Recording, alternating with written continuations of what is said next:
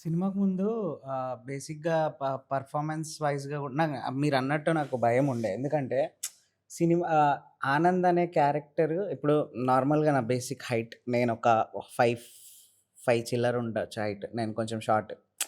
'తిరువిరన్నై' సినిమాలో మంచి 6 feet height and ఆయన already very well proven actor.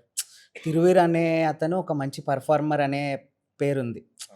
So, నేను ఆయన్ని మ్యాచ్ చేయగలుగుతానా అంటే, ఆయన ముందు నేను కనిపిస్తానా? అంత మంచి పెర్ఫార్మర్ ముందు నేను చేయగలుగుతానా అనే భయముంటుండే. అండ్ ఇంకొకటేందంటే, ఇప్పుడు ఈ సినిమాలో 'ఆనంద్' అనే క్యారెక్టర్‌కి ఈ ఫోటోస్ ఇవ్వాలా అని జెప్పి భయంతో మనోడు తప్పించుకుంటా ఉంటాడు. Hero character. సో, ఆ భయాన్ని అంటే నాన్ నా పర్సనాలిటీకి ఈ పర్సనాలిటీ భయపడుతుంటే జనాలు యాక్సెప్ట్ చేయగలుగుతారా? అండ్ ఆ పెర్ఫార్మన్స్ కోణంలో నేను దాన్ని అచీవ్ చేయగలుగుతానా అనే ఒక భయం ఉండే.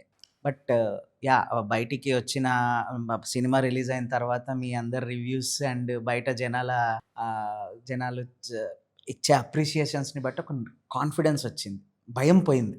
అండ్ ఇంకొకటేందంటే నేనెప్పుడు ఎమోషన్ చేయలేదండి. అండ్ ఇందులో పెద్ద ఇరగదీసే ఎమోషన్ గూడా నేనేం జేయలేదు. బట్ అంటే జస్ట్ నాకున్న ఆ చిన్న స్కోప్‌లో చిన్న చిన్న సీన్స్‌లో నేను కొంచెం అరె! నాకిప్పుడొచ్చే మెసేజెస్‌లో గూడా "అన్న ఎమోషన్ బా జేసినావు అన్న. నువ్వు ఫీల్ అయితుంటే మేము ఫీల్ అయినామన్న నీ క్యారెక్టర్‌తోని" అన్నప్పుడు నాకు మస్తు అనిపిచ్చింది. ఓకే. నేను చేయగలుగుతా. నా లోపల ఒక actor I can do emotions also.